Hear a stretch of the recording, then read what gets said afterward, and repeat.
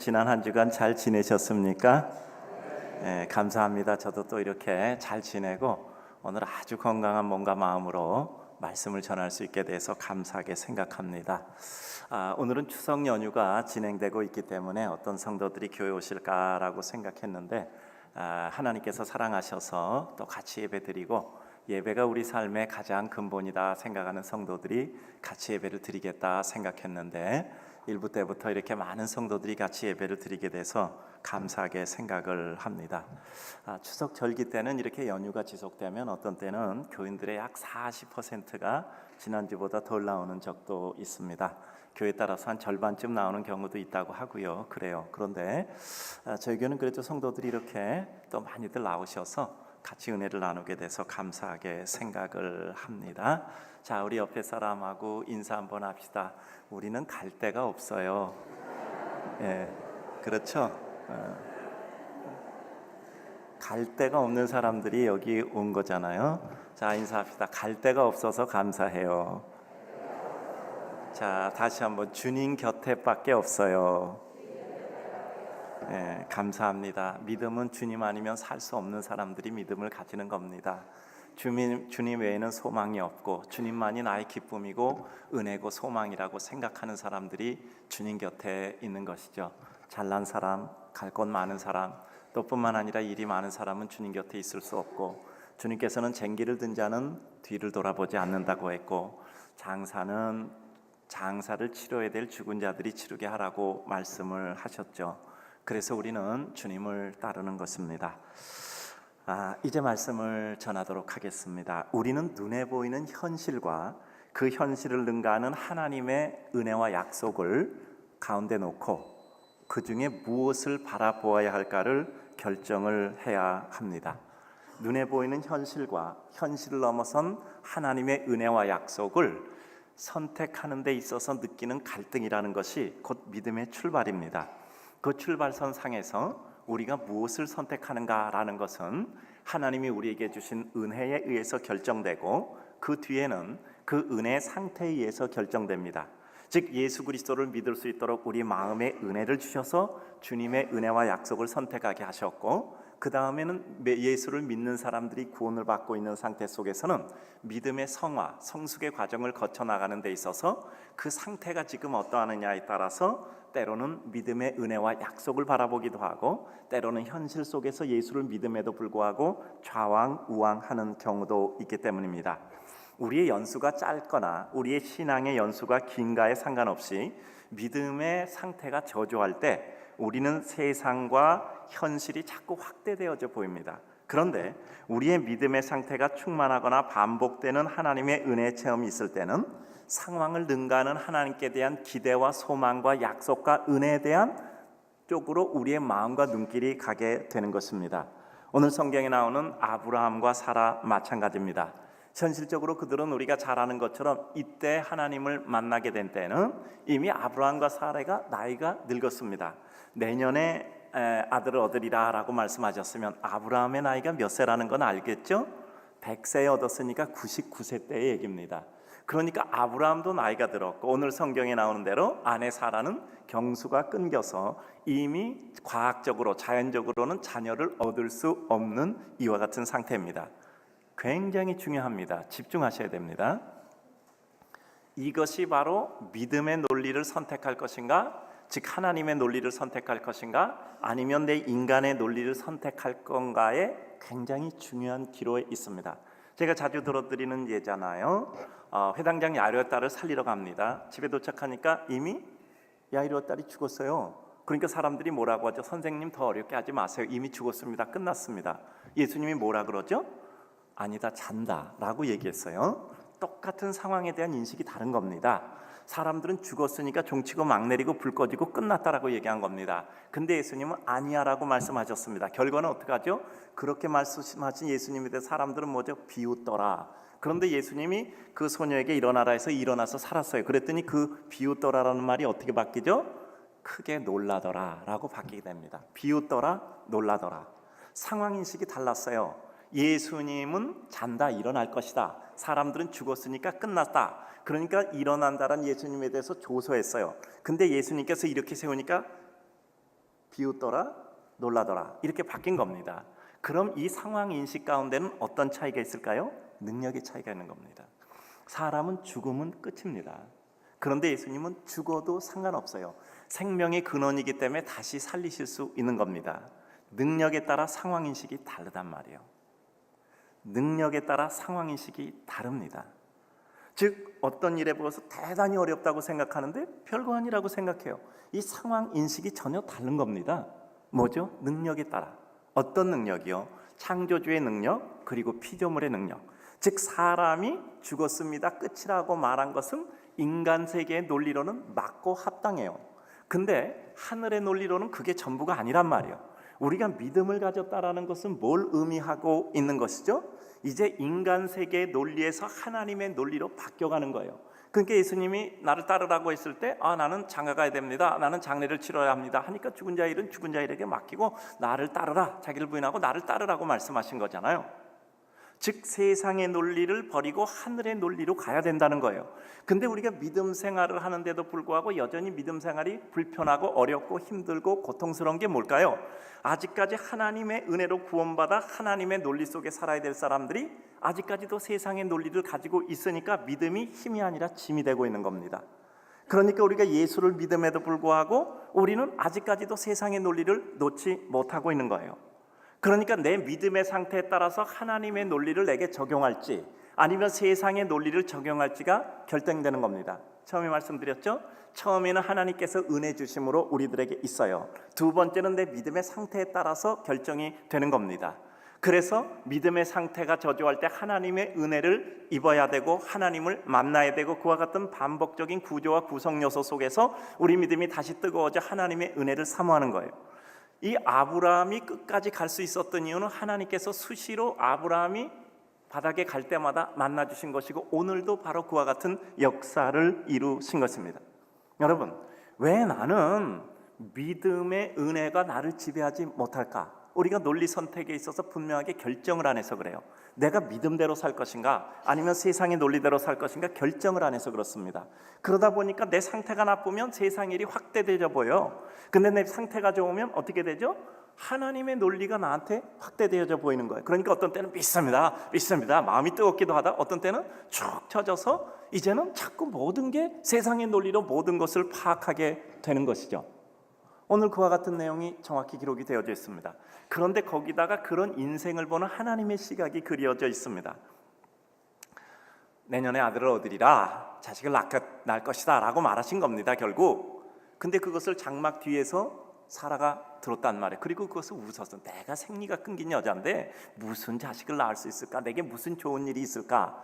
근데 하나님께서 네가 어찌 나를 조소하느냐, 비웃느냐라고 얘기했어요. 그랬더니 뭐라고 말씀합니까? 여호와께 능치 못할 일이 없겠느냐라고 말씀하신 거란 말이에요. 여호와께 능하지 못할 일이 어디 있겠느냐? 똑같은 거예요. 예수님이 회당장 야이로의 딸을 살리는 사건과 똑같단 말이에요. 이 버전이 글로 가서 그렇게 다시 한번 일어나는 거예요. 그랬더니 뭐라고요? 너무 두렵잖아요. 하나님 앞에. 하나님이 자기가 장막대에서 모르는 줄 알았는데 하나님께서 신현하셔서 나타나신 모습이잖아요. 그러니까 너무 무서워서 아닙니다, 내가 웃지 않았습니다. 세상에 불신앙으로 정말 하나님을 조소한 것도 두려운 죄인데 거기다 하나님 앞에서 면전에서 거짓말했잖아요. 그랬더니 하나님께서 그에게 하나님의 뜻을 알려주시잖아요. 그리고 여기서 중요한 게 있습니다. 하나님께서 그 사라를 처벌하지 않고 그 사라의 몸을 태를 통해서 이삭을 낳게 하신 거예요. 이게 하나님과 사람이 다른 겁니다. 우리는 잘못하면 끝장이에요. 하나님은 그를 바로 세우셔서 끝까지 사용하시는 거예요. 오늘 두 가지가 나와 있는 겁니다. 이렇게 우리 인간의 낙심과 하나님께 대한 불신앙, 그 불신앙임에도 불구하고 하나님께서 그들을 세우셔서 끝까지 그들을 통해서 주의 역사를 이루시는 하나님의 자비와 관대하심, 크게 보면 두 가지가 기록되어져 있는 겁니다. 오늘 말씀 진입합니다. 오늘 말씀을 보면서 먼저 생각하고자 하는 것은 낙심할 수밖에 없는 인간의 모습입니다. 항상 우리의 자신, 능력, 여건을 보게 되면 우리는 낙심하고 하나님의 뜻에도 불구하고 소망을 가지기가 매우 어려운 현실적 구성 요소를 가지고 있습니다. 인간의 삶은 슬프잖아요. 제가 어저께 한 문장을 기록해 놨어요. 내가 이제 이 자리에 있어야 될 의미가 있을 때가 있다.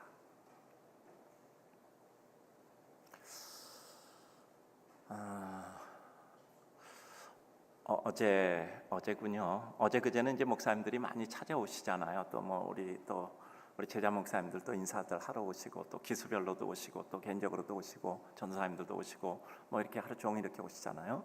근데 어저께 오셨더라고요, 한 분이. 근데 뭐 제 방에 오시자마자 정말 대성통곡을 하세요. 대성통곡을 하세요. 뭐 걷잡을 수 없이 통곡을. 제 방에서 제가 제일 아주 중요한 일이 무엇이라고 말씀드렸죠? 제 방에 오는 많은 분들은 다는 아닌데 많은 분들이 일단 한바탕 울어야 얘기가 시작돼. 제가 크리넥스 뽑아서 드리는 것이라고 말씀드렸죠? 저의 중요한 업무가 크리넥스 뽑아서 그분에게 드리는 거예요. 한 번 안 되고 두 번, 세 번 자꾸 뽑아 드리는 거예요. 제가 이렇게 말씀드렸어요. 이제부터 시작이다. 큰일도 없고 놀랄 일도 없고 이제부터 시작이다. 넘어진 자리에서 일어나라. 자기 연민에 빠지지 말라. 인생이 그렇게 슬프잖아요. 뭐 그분뿐이 아니요, 인생이 슬픈 거예요. 왜냐하면 우리는 죄악 중에 출생해서 수고하고 애써야 되고 그렇게 버둥거리며 살았는데 여태까지 해결된 거 없어. 앞으로도 계속해서 어려운 일만 남아있는 것이 우리 인생이잖아요. 제가 목요일도 밤늦게 장례를 갔다 왔어요. 지난 금요일날 금요 심야기도하고 나도 끝나서 장례를 갔단 말이에요. 왜냐하면 토요일날 제가 시간을 좀 확보하려고 제가 장례를 안 가려고 갔더니 11시 반 돼서 예배드리고 오니까 다음날 집에 도착했어요. 잘 이해를 못 하시는데 다음날 도착했다. 12시 넘어서 집에 왔어요. 우리 같이 갔던 분들도 다 뭐 밤늦게 1시쯤에서 집에 갔다 그러더라고. 근데 그럼 나 토요일날 시간을 좀 확보를 했더니 어저께는 또 장례가 2군데 있었어. 근데 그래서 그 장례를 2군데 갔다 왔는데 제가 장례를 3일 사이에 4군데를 갔거든요. 그 얘기를 하는 게 아니라 세상 떠난 이들의 나이예요. 98세인가 97세, 91세, 87세, 대강 또 한 81세 이러더라고. 지금 잘 모르시겠죠? 97세인가 8세, 91세, 87세, 81세인가? 제가 보니까 여기 있는 분은 아무리 못 살아도 100세는 사실 것 같아. 그러니까 제가 장례하러 갈 때 다 100세까지 사시다 제가 100세 돼서 이제는 90세 몇 세도 안 놀라고 100세 이렇게 될 것 같아. 근데 지금 그래서 100세를 사신다고 생각하면 아주 행복하십니까? 그렇지 않잖아요. 걱정되는 게 많잖아. 어떻게 그때까지 내 삶을 유지하지? 나는 아무 준비도 돼 있지 않는데 또 준비가 된데 내가 지금 몇십 년을 어떻게 내가 이 상태에서 내가 유지할 수 있을까? 여러 가지 걱정이 되는 거예요. 그것이 뭐죠? 인생이 가지고 있는 한계 때문에 그래요. 그러니까 우리가 인생의 그와 같은 한계를 보면 우리 삶은 한없이 우울해지는 거야. 한없이 약해지는 거야. 한없이 슬퍼지는 거예요. 내가 이 몸 가지고 그때까지 유지되면 어떻게 할까? 대부분 보니까 7년 8년도 오고 계시고 이런 분들도 꽤 계셨어요. 여러분, 그렇게 우리 인생이 살아가는 거잖아요. 그 인생이 참 얼마나 슬픈 거야. 그렇게 생각하면 삶에 소망이 없는 거야. 그런데 또 생각하면 우리는 믿음 가운데 살아가는 거잖아. 그래, 내게 어떤 영광과 어떤 은혜를 주셨는데 내게 어떤 역사를 주시더라도 나는 그 가운데 하나님께서 대처 능력도 주실 거야. 나는 내 인생을 걱정하지 않고 하나님 앞에 내가 달려가다 주 앞에 안기기를 원해. 목사님들 말씀하신 대로 예배드리다 주님 앞에 가야지, 교회 오다가 가야지, 가다가 가야지, 이런 생각하실 수 있잖아. 성경 읽다가 주님 앞에 가야지, 기도하다 주님 앞에 가야지. 이런 소망 가지면 주여 내가 마음에 주님 앞에 아름다운 모습으로 가기를 원합니다 하고 소원하고 주님 앞에 은혜를 이룰 수도 있는 거거든요. 그러니까 지금 내게 하늘의 논리를 적용해 살 것인가 땅의 논리를 적용해 살 것인가에 따라서 전혀 다르단 말이에요. 오늘 이 아브라함이나 사라는 어떻게 하죠? 하나님이 은혜를 주시는 것에 대해서도 계속 땅의 논리를 적용하고 있는 겁니다. 그러니까 그들은 믿음을 가지고 있는 대단한 사람들임에도 불구하고 상태가 저조하니까 그때마다 현실에 집착해서 땅의 논리만을 볼 수밖에 없는 이와 같은 슬픈 상태에 빠져 있는 것입니다. 자, 우리가 이런 어려움 가지는 것에 가장 중요한 것은 두려움이죠. 사단이 우리에게 주는 건 두려움입니다. 두려움을 통해서 우리를 자꾸 위축시키는 겁니다. 기억력도 떨어지겠지, 내게 힘도 떨어지겠지, 내 모든 위치도 떨어지면, 내가 힘 떨어지면 사람은 나를 어떻게 대할까? 이런 슬픈 마음도 드는 거예요. 전에 한번 어떤 분이 이렇게 얘기하더라고요. 그분은 여러 가지 어려움을 당했어요. 그래서 제가 일본 명절 때 이렇게 뭘 하나 보냈어요. 그랬더니 이렇게, 목사님, 옛날에는 우리 집에 명절이 되면 정말 발 디딜 틈이 없었습니다. 그런데 요즘은 올해 명절에는 나를 찾아온 사람이 한 명도 없었습니다. 딱 목사님 한 분만 선물을 보내주셨습니다. 이렇게 말씀하시더라고요. 옛날에는 우리 집에 정말 명절 때 사람들이 빼곡하게 들어탈 틈이 없었는데 올 명절 때는 한 명도 찾아온 사람이 없습니다. 목사님이 딱 한 분이 선물을 보내준 겁니다. 제게서 그 선물 보내준 그 사과 가지고 산에 가서 내가 깎아 먹었습니다. 그렇게 얘기하더라고요. 우리 인생의 인심이라는 게 그런 건가 보죠? 그렇게 많은 사람이 찾아와도 그분은 운전도 잘 못하더라고. 자기가 운전해 본 적이 별로 없어. 근데 또 그렇게 어렵게 되니까 또 그렇게 살아야 되는 거 아니야?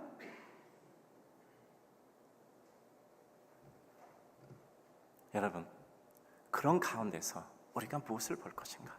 세상을 보면 슬프잖아요. 근데 하늘을 보면 우리는 다른 논리 속에 살게 되는 거죠. 대부분 우리 삶 속에 이러한 두려움이나 낙심이 왜 올까요? 가장 중요한 것은 믿음 부족에서 오는 겁니다. 하늘의 은혜를 보면 우리 삶을 하나님이 기쁘시게 하면 기쁘게 살고, 또 어렵게 하시면 어려움에 사는 거죠. 내가 정말 부한데도 처하고 비난데도 처하고 내게 능력 주신 자 안에서 내가 모든 걸 할 수 있다 생각하면 주어진 여건 속에서 이게 하나님의 분복이다 생각하고 기쁘게 거기 적응해서 살면 되잖아. 근데 그게 안 되니까 문제란 말이에요. 두 번째는 내 능력 부족에서 와요. 여러분, 어떤 일이 잘 되는 것은 잘 되는 이유가 있습니다. 어떤 일이 안 되는 건 안 되는 이유가 있는 거예요. 남 탓도 아니고 상황 탓도 아니고 분명히 어떤 능력의 차이에서 나오는 게 있어요. 그러면 거기서 해석이 필요하죠. 자, 내가 능력이 부족해. 그래서 만약에 일이 안 됐다면 무슨 뜻이야? 넌 능력이 안 되니까 그만둬. 이 뜻은 아니잖아요. 하나님께 네 능력을 키워. 그리고 내게 간구해. 그리고 내가 너에게 능력을 줄 것이야. 그것을 통해서 하나님의 백성으로 세우시려는 의도임을 생각하면 우리는 내 능력이 부족함이 하나님께 나가는 근거가 된단 말이야. 그러니까 우리는 그때 낙심하는 것이 아니라, 그래, 내가 부족하지, 내가 아무것도 할 수 없지, 그러니까 나는 하나님의 은혜로 일을 해야 돼. 그리고 나의 부족함과 나의 연약함과 나의 제약성에 대해서 깨닫고, 이게 뭐죠? 진정한 회개잖아요. 자기 자신을 발견하는 것, 이게 회개잖아요. 주여 나를 떠나소서, 나는 죄인이로소이다. 주님의 능력을 봤을 때 베드로는 그렇게 고백할 수밖에 없었어요. 그러니까 내 능력이 부족하고 내 모든 것이 한계라고 생각할 때, 그때 비로소 우리는 진정한 회개의 고백과 더불어 하나님의 은혜를 사모함으로 새로운 길이 열리는 거예요. 능력의 부족을 어떻게 해석하느냐 말이에요. 그 다음에 마지막은 뭐죠? 상황인식이 잘못돼서 그래요. 아까 말씀드렸잖아요. 그렇게 능력이 부족하다, 내 상황이 이렇다 할 때 그 인식을 달리하면 된단 말이에요. 우리는 믿음의 논리로 살 것인가, 그리고 이 땅의 논리로 살 것인가를 결정해야 합니다. 근데 휘청거리잖아. 예수 믿을 때 하늘의 논리로 살려고 그랬어요. 근데 예수 믿고 나니까 계속해서 세상의 논리로 살아가려고 하는 것이란 말이죠. 믿음이 부족하면 하나님께 믿음 주십시오. 능력이 부족하면 하나님께서 채워주십시오. 상황인식이 잘못돼서 여러 가지 마음속에 두려움이 있다면 하나님께서 은혜를 주셔서 내가 이 상황을 바로 인식하게 해주십시오. 여러분, 아까 말씀드렸잖아. 종치고 막 내리고 불 꺼졌어. 모든 관객은 일어나야 돼. 그럼 그걸로 끝난 거야. 이건 인간의 논리예요. 그러나 하나님의 논리는 그 관객들을 다 앉혀놓고 다시 불 켜고 다시 막 올리고 거기서 다시 무대를 열 수 있는 게 하나님의 은혜예요. 여러분, 그렇게 믿으십니까? 이게 하나님의 논리라고. 하나님 우리들에게 언제나 새로운 은혜의 역사를 베풀어 주시는 거예요. 우리는 어디다 소망을 두고 삽니까? 여러분, 세상에서 이루어지는 모든 논리대로만 딱딱 생각한다면 우리가 하나님을 믿는다는 것은 도대체 어떤 의미입니까? 아니, 하나님께서는 다 죽은 그 아이를 보고 잔다라고 얘기하고 다시 이렇게 세웠잖아요. 나인성 과부의 아들을 보고 울지 말라, 울고 있는 슬픈 과부에게 울지 말라라고 얘기하셨어요. 그리고 죽은 아들을 살리셨단 말이에요. 나사로에 대해서 정말 이렇게 슬피 우는 마리아 마르다에게 그 무덤에서 나사로에 나오너라 말씀하시고 풀어놓아 다니게 하라 해서 붕대 풀고 다니게 하셨단 말이에요. 이것이 우리들에게 뭘 보여줘요? 예수님 십자가에 못 박혀 죽으셨어요. 모두가 슬피 울고 제자들도 다 떠났습니다. 그런데 예수님은 다시 부활하셨단 말이에요. 다시 제자들을 모아서 그들에게 하늘로 오르면서 지상의 명령을 주시고 오순절 성령 충만 주시고 그들이 변화되어 그들이 초대교회를 세워가고 지금까지 뒤에 복음을 전하는 아름다운 은혜를 이루고 있는 거란 말이에요. 어떤 논리에서 지배되고 있는가? 이건 굉장히 중요한 거예요. 하나님께서 우리들에게 주시는 은혜들을 생각합니다. 그런데 그럼 그 다음 생각해 봅시다. 하나님의 권능과 그 권능에 근거한 우리의 능력입니다. 오늘 하나님께서 뭐라고 말씀하시죠? 여호와께 능하지 못할 일이 있겠느냐라고 말씀합니다. 우리가 예수를 믿으면 이제 논리를 하나님의 논리로 바꾸면 여호와의 논리가 우리의 논리가 된다면 이제는 우리의 힘은 하나님의 힘에 근거해서 이루어지는 힘이 돼요. 빛되어 비추는 삶이라 그랬죠. 우리가 빛이 되려면 어떻게 돼요? 주님의 빛을 받아야 되잖아요. 주님의 논리가 우리에게 적용되면 주님의 힘이 우리에게 임해야 된다는 말이죠. 예수 믿고 기도하는데 날마다 은혜 능력 구했는데 구해지지도 않아. 그러고 우리에게 주어지지 않아. 그거 어떻게 해석합니까? 그건 하나님의 뜻이 나에게 어떤 형태로 임하는가를 생각해야 된다고 말씀하죠. 축복은 포장된 선물이라고 말씀드렸잖아요. 포장을 푸는 수고와 시간과 그리고 모든 노력들이 우리들에게 있어야 되잖아요. 나에게 슬픔을 주셨어요. 슬픔을 어떻게 기쁨으로 만들어서 사용할까를 생각해야 되잖아요. 나에게 실패와 엎어짐을 주셨어요. 실패와 엎어짐을 어떻게 하나님의 은혜로 받아들일까를 생각해야 되잖아요. 넘어지고 실패되면 끝이야. 그것도 끝이야. 그런데 우리들에게 이 넘어짐을 어떻게, 아까 말씀드렸다 그랬죠? 넘어진 곳에서 일어나자. 자기 연면에 빠지지 말자. 큰일도 없고 놀랄 일도 없다. 우리가 하나님의 은혜 가운데 생각하면 이것은 전혀 다른 일이 되는 거예요. 우리 삶은 내가 어떤 의미를 부여하는가에 따라서 전혀 다른 게 돼버렸잖아요. 우리가 오늘 예배 드리는 것도 마찬가지잖아요. 어떤 의미를 부여하는가에 따라서 전혀 아이고 나는 뭐 예수 믿었더니 뭐 연휴 때 어디 가지 이렇게 생각 안 하잖아요. 야 내가 주님께 나와서 예배 드리니까 얼마나 행복한가. 얼마나 행복한가. 제게서 오늘 이 말씀은요 추석날 드리려고 미리 골라놨던 거예요. 우리는 내가 믿는 이와 같은 신앙을 현실 세계에서 실제화시키는 사람들이에요. 내가 믿는 믿음을 현실 세계에서 실제화시키는 사람. 너는 내게 부르짖으라. 네가 알지 못하는 크고 비밀한 일을 보이리라 라고 말씀하셨다. 그 크고 비밀한 일이 뭐예요? 우리들에게 영원한 생명을 주신 예수 그리스도의 구원의 도래라잖아요. 그것이 내 생활 속에 적용돼서 어떻게 일어나는 삶의 실제까지도 포함하고 있는 겁니다. 성경은 구속사와 더불어 우리 삶의 실제적인 역사, 이와 같은 두 가지 흐름 속에서 동시에 이루어지고 있잖아요. 우리들의 삶 가운데 하나님의 은혜, 능력, 은총, 역사가 이루어지는 것이죠. 가끔가다 이렇게 뭐 산 오를 때 있잖아요. 제가 한 가지 가지고 있는 확신은 분명합니다. 아주 너무너무 힘들어, 올라가기 힘들어. 그럼 거기서 포기해야 될까? 아니요. 올라가느라고 아주 여기 못 올라가 그게 끝입니다. 대부분 그런 지경에서는 또 평탄한 데가 와요. 왜 그런지 아시죠? 그게 길이기 때문에 그래. 길은 사람이 많이 다녔다는 뜻이거든요. 내가 어려운 곳에는 다른 사람도 다 어려웠던 겁니다. 근데도 불구하고 그 길이 없어지고 폐쇄되고 그 길이 힘해진 것이 아니라 그 길이 뚜렷하다면 다른 사람 다 간 거예요. 여러분 고통스러울 때 있죠? 따라서 합시다. 다른 사람도 다 이렇게 고통스러웠다. 근데 인류는 멸망되지 않았다.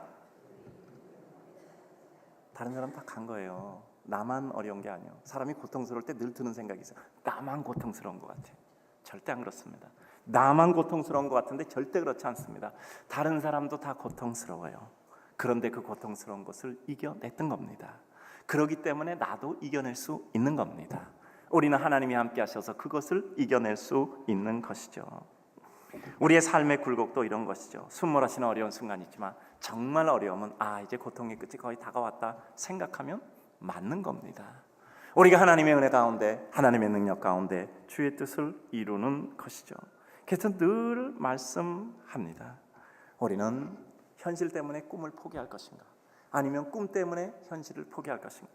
제가 지금 자주 생각하는데 27년 동안 이 강단에서 말씀을 전했는데 그럼 전한 말씀대로 우리 성도들이 그렇게 믿음이 커지고 믿음의 인물들이 나타나야 된단 말이에요. 이게 맞는 얘기잖아요.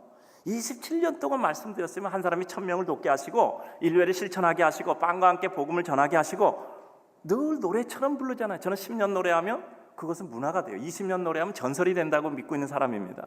그건 똑같은 말을 저는 20년 동안 30년 동안 계속하고 있어요. 근데 정말 우리 성도들의 믿음의 큰 인물들은 나타났는가? 그리고 우리 성도들의 믿음은 그렇게 큰 생각을 할 때 이거 정말 말씀을 전하는 자로 어떤 좌절에 빠지는 것 같아. 정말 그런가? 근데 또 한편 생각하면 그러나 아직 때가 되지 않았을 뿐이다. 언젠가 하나님께서 이룰 것이다 생각하면 또 소망이 생기는 거예요. 여러분 그렇지 않습니까? 우리 믿음이 도대체 믿음 생활을 이렇게 했는데 나의 삶은 무엇인가? 내가 세상을 하나 넘어가는가? 그 세상을 하나 못 넘어가는가? 세상에서 반드시 잘 살아야 천국에 가는 것도 아니고 그 하나님의 축복도 아니요.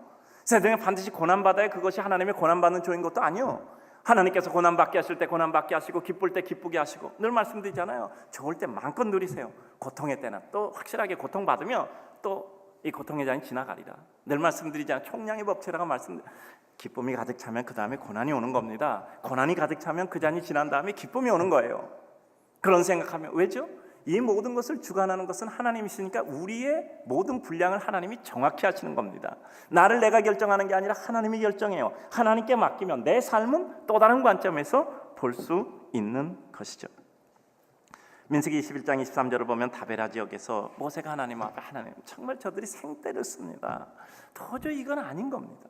그들이 무슨 고센 땅에서 종로를 타면서 고기 까마귀 곁에서 고기를 먹고 오이와 외와 부추를 마음껏 먹고 그들이 호요시켰겠습니까? 근데 그들은 그렇게 얘기한다고.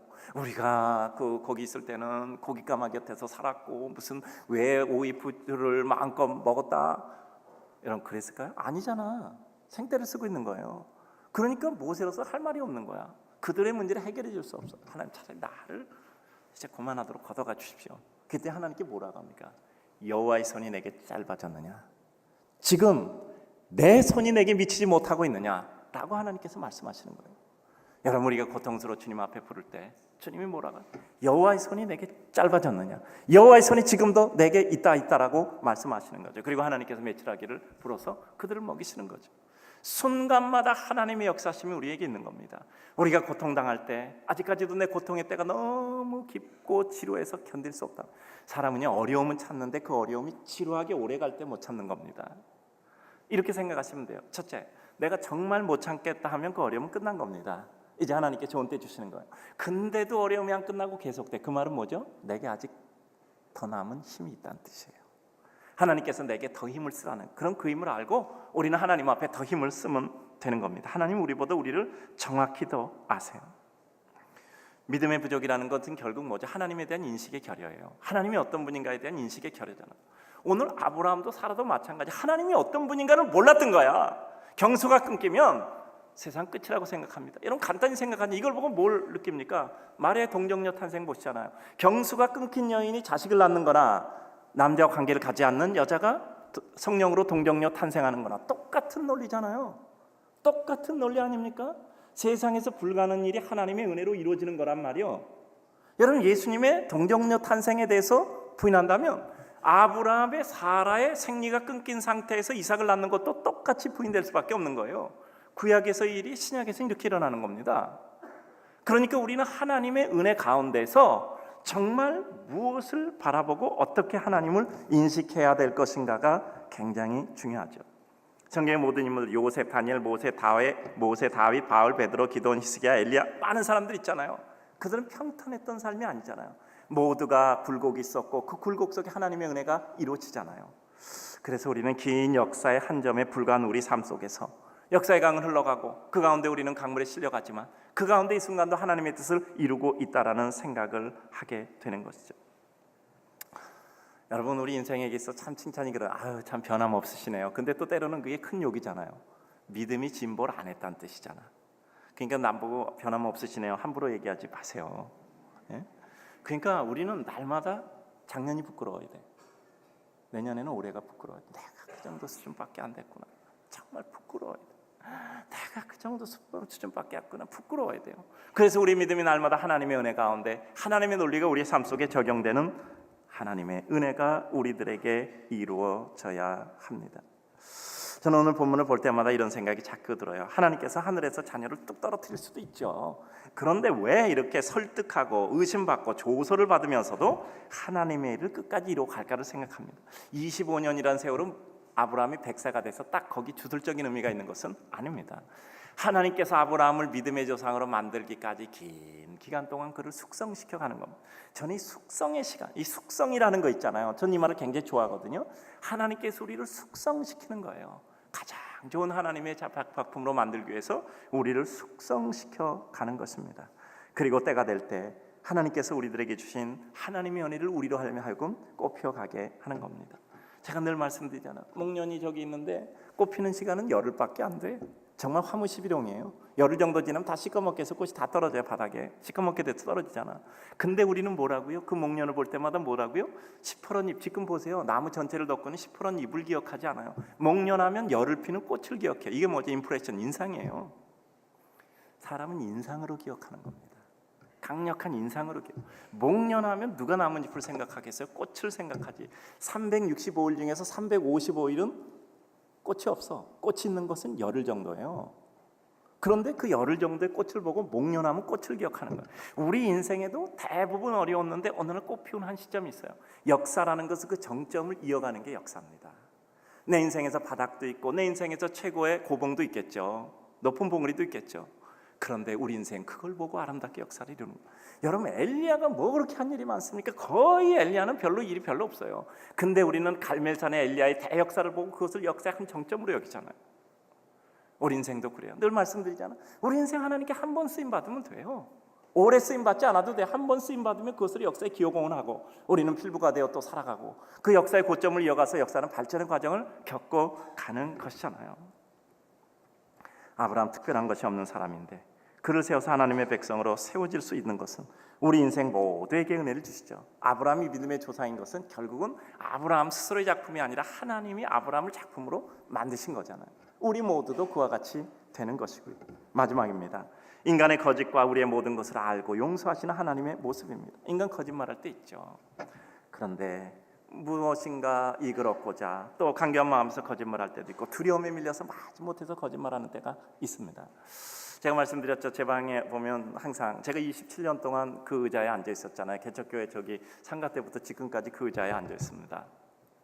뭐 여기 책 그 강대상에 넣는 요 의자가 똑같은 의자예요. 27년 동안 앉아 있어요. 그리고 오는 분도 그 의자에 앉습니다. 제가 여기 앉으면 이 건너편에 앉잖아요. 그 뒤에 이렇게 써 있어요. 부패된 인간을 믿지 말자. 저는 사람하고 얘기할 때 그 문장을 항상 보면서 사람하고 얼굴을 대하고 얘기합니다.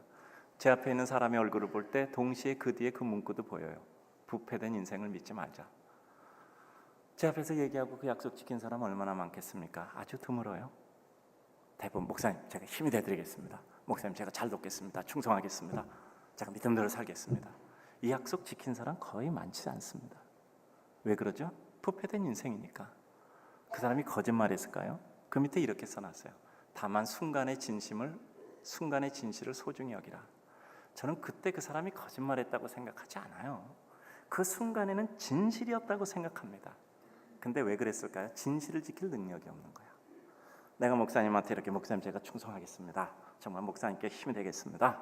아니면 목사님 제가 정말 끝까지 도와드리겠습니다. 이렇게 얘기를 해놨는데 그땐 진실이었어. 근데 시간이 지나면서 그 진실을 끝까지 지킬 능력이 없는 거야. 능력이. 그러면 뭘 해야죠? 그 순간의 진심은 소중히 여겨야죠. 그래야 인간을 미워하지 않고 인간에 대해서 따뜻한 마음과 사랑을 가질 수 있는 겁니다. 여러분 그렇지 않습니까? 거짓말할 때 능력이 없어서 거짓말하고 능력이 없어서 약속을 못 지키는 거야. 여러분 자기가 한 말을 지킬 수 있는 사람이 도대체 이 세상에 몇 명이나 되겠어요? 능력이 없는 겁니다. 능력이 없는 거예요. 그럼 그 인생들을 우리가 인정을 하고 우리는 그 순간에 따뜻한 마음을 기록한 거예요. 사람의 사이가 갈려도요. 여태까지는 좋았잖아요. 그 뒤에 바뀐 시간 때문에 이전을 다 부인하는 건 이거는 어리석은 거. 이때까지는 진실이야. 이때부터 마음이 바뀐 거야. 마음이 바뀐 부분은 요만큼이고 이때까지 진실은 이만큼이야. 진실은 진실대로 선물로 가져야죠. 그 다음에 이건 이거대로 아픔으로 가지는 거고.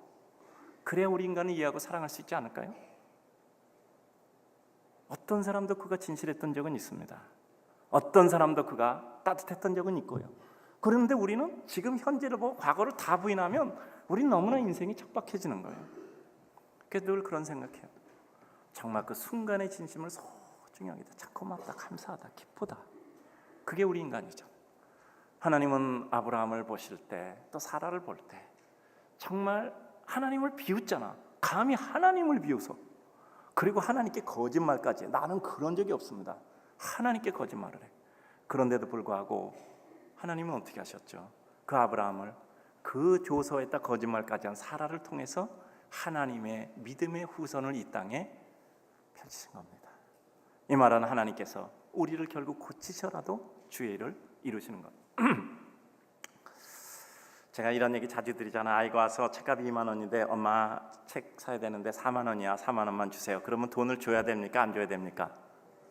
초보 부모는 안 주고, 그리고 더 초보 부모는 그 애를 혼내주고, 그 다음에 그래도 좀 고급스러운 좀 이렇게 성숙한 부모는 4만 원을 주고, 더 성숙한 부모는 5만 원을 줍니다.